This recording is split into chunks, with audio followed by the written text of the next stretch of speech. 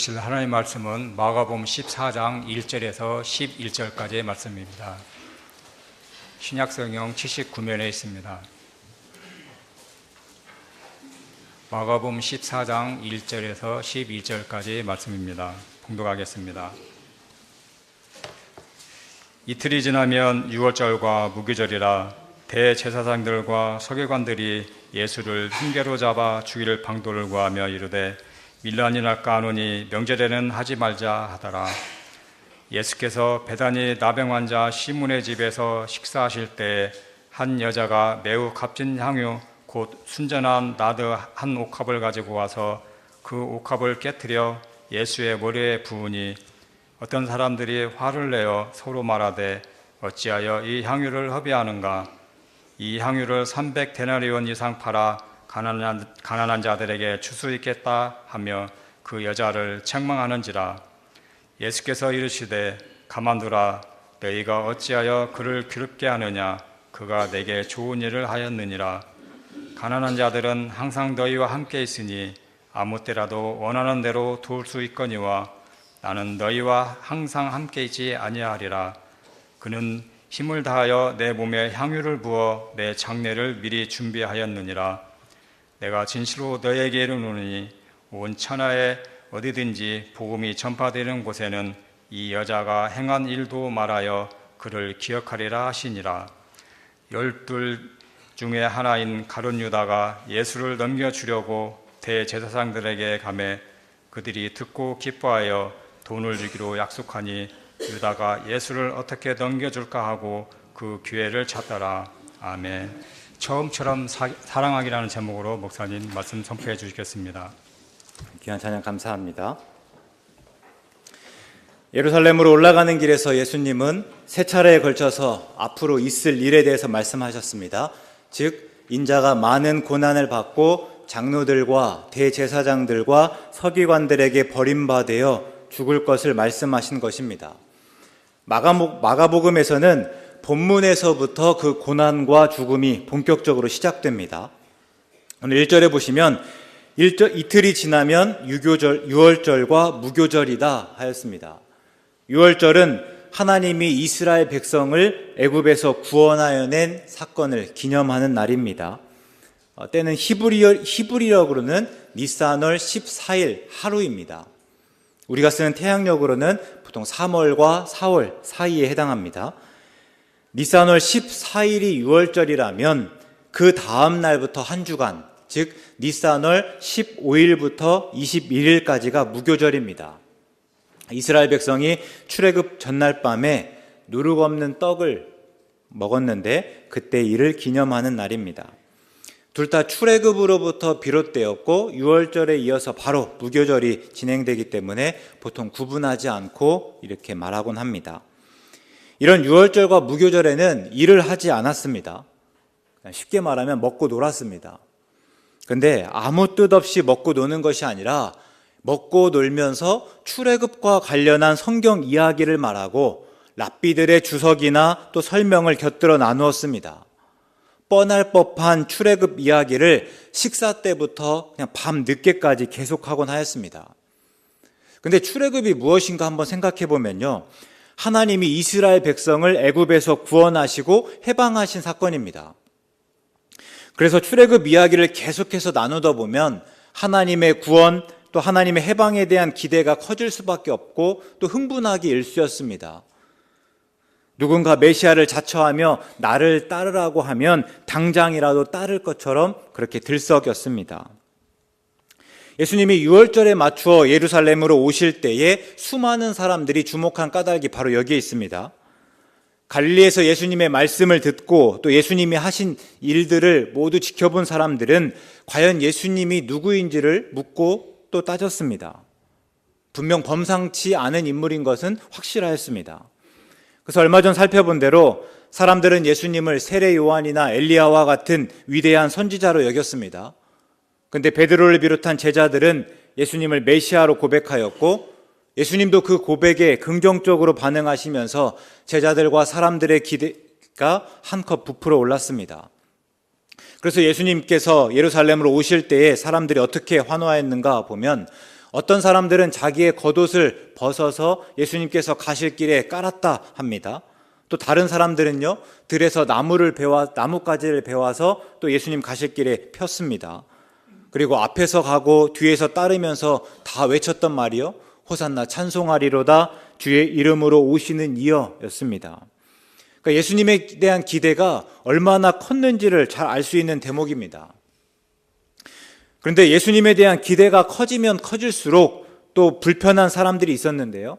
먼저는 대제사장들과 서기관들이었습니다. 그들은 그러면 그럴수록 어떻게든지 예수님을 붙잡아 죽일 방도를 구하였습니다. 이 뒤에서 마가복음 14장 후반에서 그들은 그 까닭, 그러니까 그들을 잡아서 죽여야 되는 까닭을 신성모독이라고 하였습니다.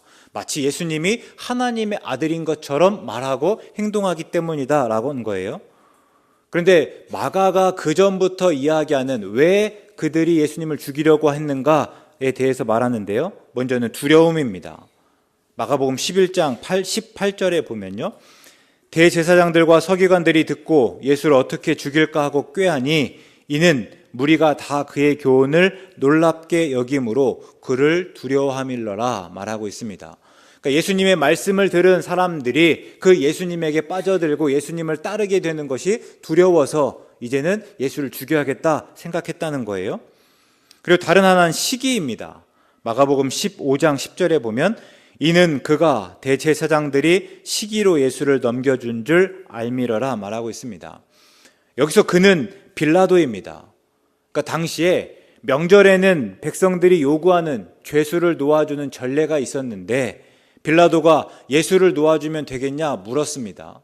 그런데 그 까닭이 무엇인가 하면 예수님에게 지금 대제사장들이 예수님을 죽이려고 하는 까닭이 예수님에게 죄가 있어서가 아니라 대제사장들이 예수님을 시기해서 그런다는 것을 빌라도가 알았기 때문이다 하는 이야기예요.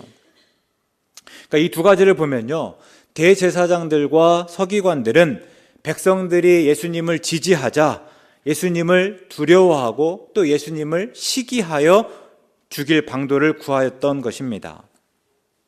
그럼 이렇게 대제사장들과 서기관들 외에 또 불편한 한 부류의 사람들이 있었는데 그게 누군가 하면 바로 제자들입니다. 예수님에 대한 기대가 커지면 커질수록 제자들의 오해도 커졌습니다. 그래서 그들은 더 실망하고 더 실패하였습니다.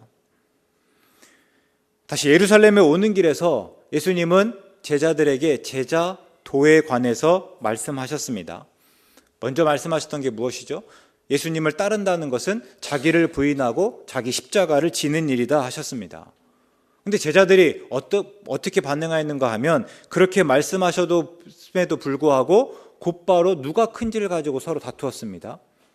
그래서 이번엔 예수님이 어린아이 하나를 데려다 두고 말씀하셨습니다. 누구든지 내 이름으로 이런 어린아이 하나를 영접하면 곧 나를 영접함이고 누구든지 나를 영접하면 나를 영접함이 아니라 나를 보내신 하나님을 영접합니다 말씀하셨죠. 그러니까 예수님께서는 예수님을 따른다는 것은 다른 사람을 섬기는 것이고 특별히 어린아이처럼 가장 힘없고 약한 사람을 섬기는 일이다 말씀하신 거예요. 그리고 이후에 예수님께서 고난받고 죽으실 것을 세 번째로 말씀하셨습니다. 그런데 또 얼마 지나서 무슨 일이 있는가 하면 세베대의 아들 야고보와 요한이 예수님을 찾아와 부탁하였습니다. 예수님, 우리를 주의 영광 중에서 하나는 주의 우편에 하나는 주의 좌편에 앉게 하여 주시옵소서. 그러니까 예수님께서는 계속 낮아져라 섬겨야 된다고 말씀하시는데 제자들은요 계속해서 높아지는 것, 다스리는 일에 대해서 생각한다 하는 겁니다. 그 정도로 제자들은 예수님을 오해하였고 엉뚱하게 기대하고 있었습니다. 그러니까 그럴수록 제자들의 기대와 예수님이 앞으로 하실 일, 가셔야 될 길의 차이가 벌어지고 있었습니다. 제자들의 입장에서는 실망스러울 수밖에 없었죠. 그들은 분명히 예수님을 메시아로 고백했습니다. 그런데 지금 예루살렘으로 올라온 이후로 제자들이 볼 때에 예수님은 메시아다운 일을 전혀 하지 않고 있습니다. 예루살렘으로 올라온 이후에 예수님이 하신 일이라고는 그냥 성전에서 상을 뒤엎고 대제사장들과 서기관들과 장로들과 논쟁한 게 고작이었습니다. 정작 그들이 기대하는 일에 대해서는 아무런 기척도 없었고 진전도 없었습니다. 그럴수록 제자들은 혼란스럽고 애가 탔습니다. 그래서 본문 끝의 이야기에서는 결국 제자 중에 하나인 가룟 유다가 실망하여 예수님을 넘겨주려고 대제사장을 찾아갔습니다. 그러니까 이유는 다르지만 앞에서는 대제사장들이나 서기관들, 뒤에서는 제자들이 예수님을 죽일 방도를 찾고 있었다 하는 것입니다. 오늘 우리가 나눌 이야기는 이제 그 사이에 있는 이야기입니다. 예수님이 배단위 나병 환자 시몬의 집에서 식사하실 때였습니다. 한 여자가 매우 비싼 향유, 곧 순전한 나드 한 옥합을 깨트려서 예수님의 머리에 부었습니다. 그때 어떤 사람들이 화를 내면서 말하였죠. 근데 본문에서는 어떤 사람들이라고 하지만 마태복음에서는요, 그 어떤 사람들이 다름 아니라 제자들이었다라고 말합니다. 그러니까 제자들이 화를 내며 말한 거예요. 4절과 5절에 보시면 어찌하여 이 향유를 허비하는가? 이 향유를 300데나리온 이상에 팔아 가난한 자들에게 줄 수 있었겠도다 합니다. 그러니까 지금 제자들이 화낼 법도 합니다. 그러니까 지금도 그렇지만 향유를 누가 붓는 사람이 어디 있습니까? 우리가 향수를 가지고 있다 하면 기껏해야 깃볼이나 손목에 뿌릴 정도입니다. 그리고 예수님 당시에는 귀한 손님들이 오면 그 향유를 머리에 발라줄 정도였습니다. 그런데 이 여자가 향유를 부었는데 특히 그 향유가 매우 비싼 향유였습니다. 자그마치 300데나리온 이상이다 말하고 있죠. 그러니까 1데나리온이 노동자의 하루 품삯입니다. 그러면 300데나리온은요, 노동자의 1년 품삯입니다. 그런데 그 향유를 한꺼번에 다 부어버렸습니다. 유대인은 가난한 자를 돕는 일에 항상 힘쓰도록 하였습니다. 특별히 유월절 주간에는 그것들이 더 강조되었습니다. 그러니까 유월절이 되면 어떻게든지 간에 이 명절에 우리만 잘 먹고 잘 지낼 것이 아니라 가난한 자들도 신경 써야 된다 했던 거예요. 그런데 그래서 제자들이 그렇게 말하고 또 화를 낸 것은 아닙니다. 그것이 또한 예수님의 처음부터 가르침이었기 때문이에요. 처음부터 예수님은 가난한 자들을 위하셨습니다. 그래서 예수님께서 갈릴리에서 사역을 시작하시고 나서 고향 나사렛을 찾았을 때 예수님이 회당에 들어가서 이사야의 글을 찾아 읽었습니다. 그게 누가복음 4장 18절과 19절에 기록되어 있는데요. 주의 성령이 내게 임하셨으니 이는 가난한 자에게 복음을 전하게 하시려고 내게 기름을 부으시고 나를 보내사 포로된 자에게 자유를, 눈먼 자에게 다시 보게 함을 전파하며 눌린 자를 자유롭게 하고 주의 은혜의 해를 전파하게 하려 하심이라 하였더라 말합니다. 우리가 이 구절을 흔히 예수님의 자기 이해다 말합니다. 예수님께서 자기를 어떻게 이해하셨는가? 즉 예수님이 메시아로서 자기의 사역을 어떻게 이해하고 있었는가? 내가 메시아로서 앞으로 어떤 일을 할 것인가 또 해야 하는가에 대한 것을 알려준다 하는 의미에서입니다. 그럴 때 예수님의 사역은 무엇보다도 가난한 자에게 복음을 전하는 일이었습니다. 그러니까 예수님의 주 대상이 누구인가 하면 가난한 자예요. 그래서 누가복음 6장에서는 예수님께서 어떻게 말씀하시는가? 너희 가난한 자는 복이 있나니 하나님의 나라가 너희 것임이라 말하고 있습니다. 다시요. 예수님께서 이 땅 가운데 오셔서 강조하셨던 예수님의 주제가 무엇인가? 하나님의 나라입니다. 예수님이 처음 선포하실 때부터 마지막에 부활하시고서 다시 일러주신 말씀도 다 하나님의 나라예요. 근데 그 하나님의 나라가 누구의 것이라 하는 것입니까? 가난한 자들의 것이라는 거예요. 가난한 자들에게 복이 있나니 하나님의 나라가 너희 것임이라. 그러니까 예수님께서는 처음부터 이 가난한 자들을 의식하며 사역하였고 또 가난한 자에게 또 많은 말씀들을 하셨다 하는 겁니다. 그럴 때 제자들의 지적이 틀리지 않았습니다. 아니, 전적으로 맞았죠. 그런데 예수님은 그런 제자들을 말리면서 가만둬라, 너희가 어찌하여 그를 괴롭게 하느냐라고 말씀하셨습니다. 그러니까 여자가 좋은 일을 하였는데 왜 여자에게 짐을 지우냐 말씀하시는 거예요. 물론 향유를 팔아서 가난한 자들에게 주는 일도 좋은 일입니다. 그러나 예수님 하시는 말씀은 여자가 한 일도 좋은 일이다 하는 거예요. 우리가 삶이나 신앙생활이 때로 어려운 까닭이 다 여기에 있습니다. 우리가 살다 보면요, 좋은 일과 나쁜 일, 또 선한 일과 악한 일 중에 하나를 취해서 따르는 것이 아닙니다. 그 태반은요, 좋은 일과 좋은 일, 선한 일과 선한 일 사이에서 내가 택하고 행하는 일이에요. 제가 지금까지 살면서 좀 아쉽다 생각하고 조금 후회하는 것 중에 하나가요, 개근입니다. 개근. 제가 정확하진 않지만 초등학교 때부터 고등학교 때까지 12년은 물론이고 지금 기억으로는요, 대학교 때까지도 다 개근하였던 듯합니다. 한 번은 대학교 때요, 뭐 이런 일도 있어요. 생일에 친구들과 밖에 나가서 저녁 식사하기로 하였습니다. 근데 그날 저녁에 갑자기 보강이 잡혀서 결국 약속을 취소하였습니다. 그러니까 왜 그랬는지 모르겠어요. 친구들이 와서 나가자. 안 돼, 보강이 잡혔어. 하루 보강이고 얼마든지 이렇게 익스큐즈 받을 수 있는데 굳이 거기까지 가야 되냐, 오늘은 특별하니까 나가자. 안 돼. 그리고 끝까지 그냥 보강에 참석했어요. 물론 학생이니까 성실하게 학교에 다니고 또 수업을 듣는 게 맞습니다.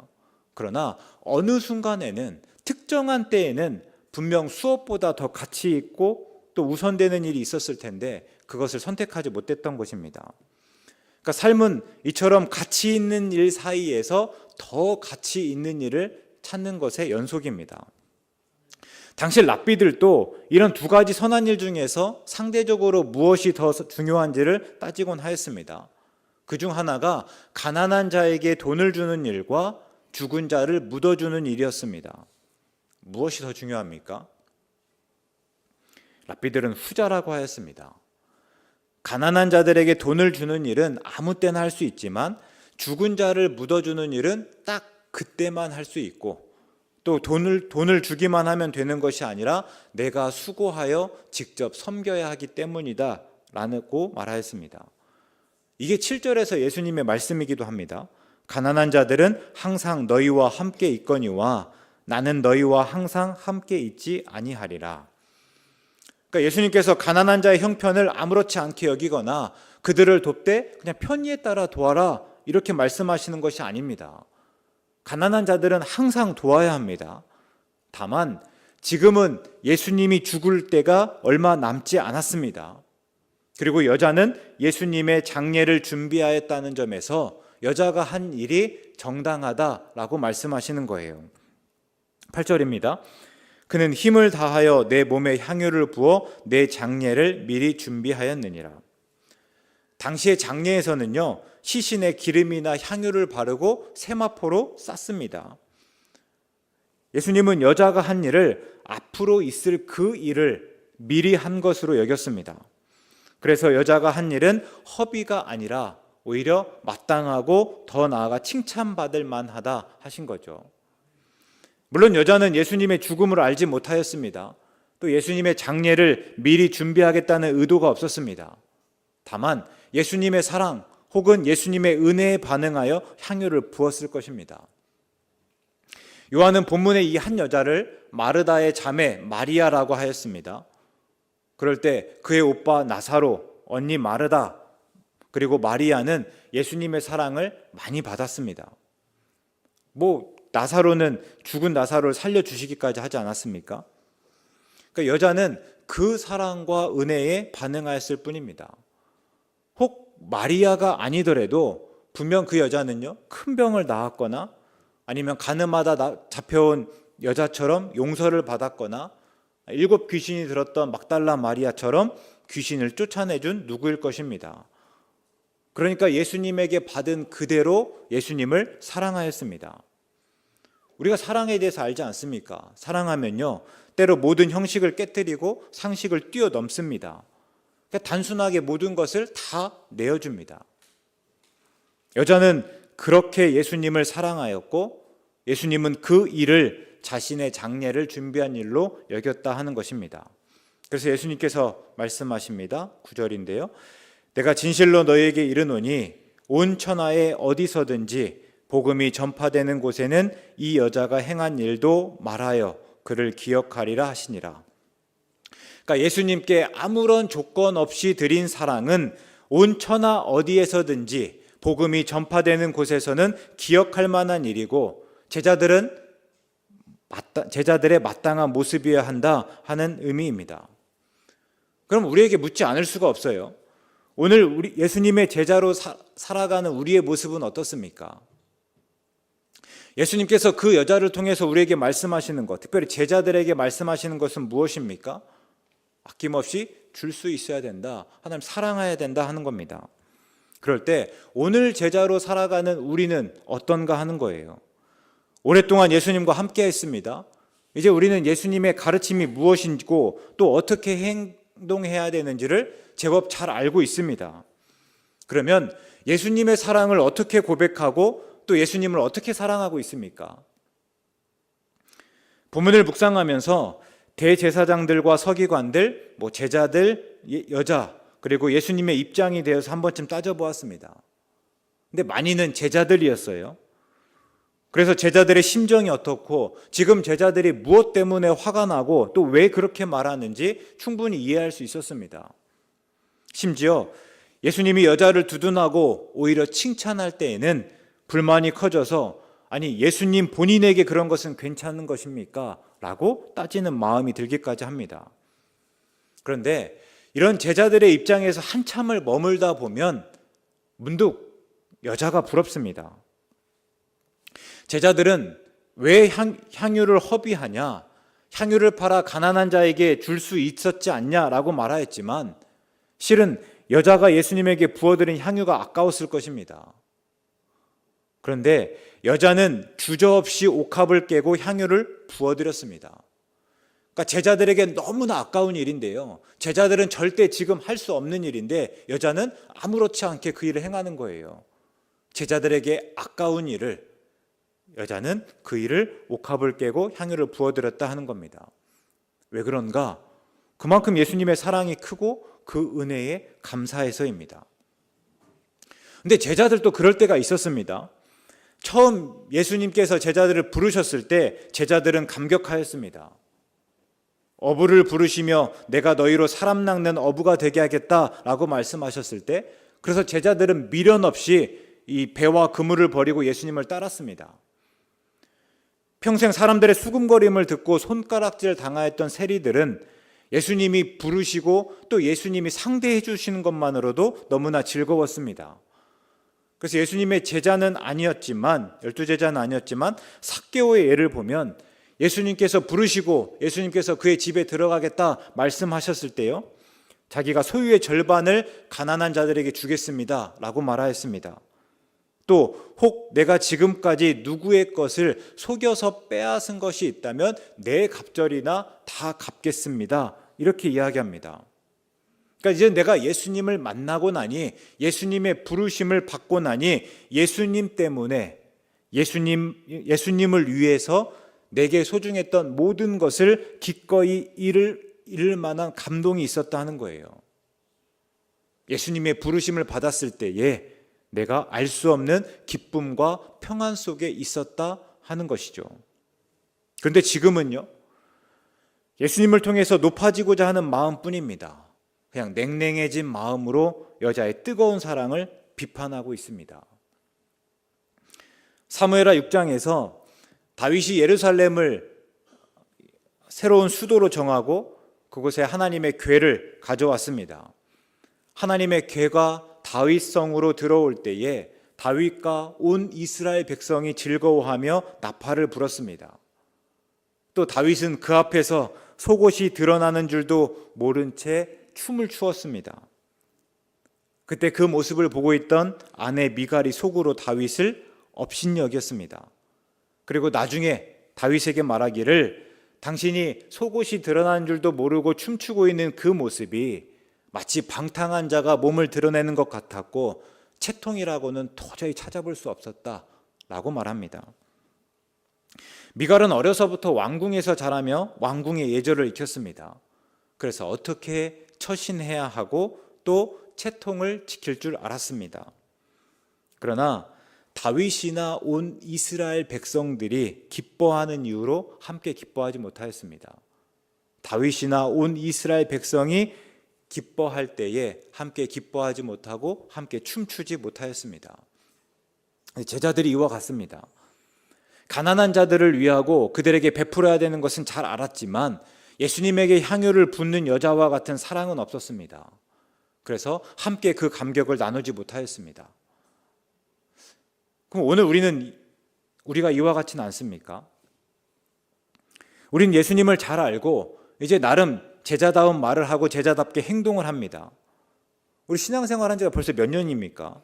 이제는 믿음이 어떻게 드러나고 신앙이 어떻게 표현되어야 되는지를 잘 압니다. 구제하고 봉사하고 교제하고 또 선교에 참여합니다. 그러나 정작 예수님의 제자가 되는 동기였던 하나님의 사랑에 무감각해지는 않았습니까? 주님 한 분만으로 만족한다는 고백이 사그라들지는 않았습니까? 바울의 고백을 따라서 무엇이든지 내게 유익하던 것을 다 해로 여기고 예수님을 위하여 모든 것을 잃어버리고 배설물로 여기겠다는 작정이 무뎌지지는 않았습니까?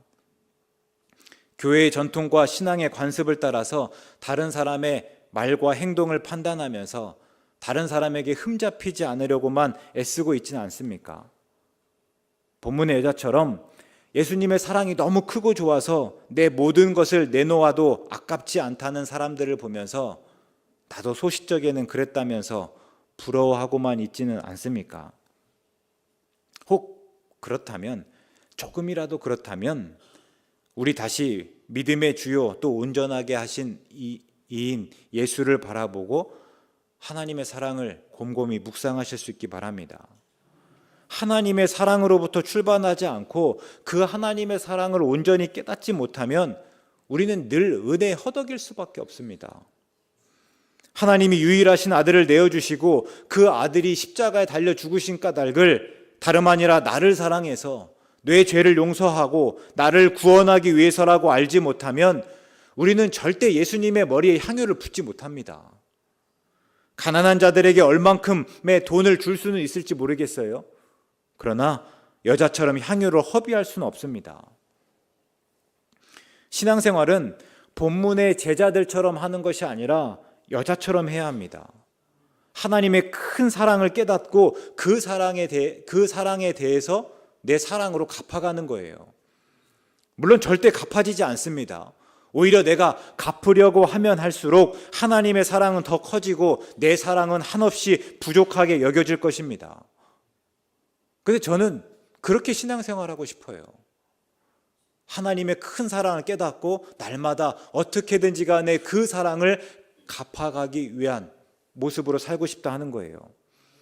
구원은 받아야겠고 그래서 마지못해 예수님을 믿으며 경건의 모양을 따지는 것이 아니라 하나님의 사랑에 대해서 늘 놀라고 감동하고 감격하고 그래서 그 사랑에 반응하고 싶습니다.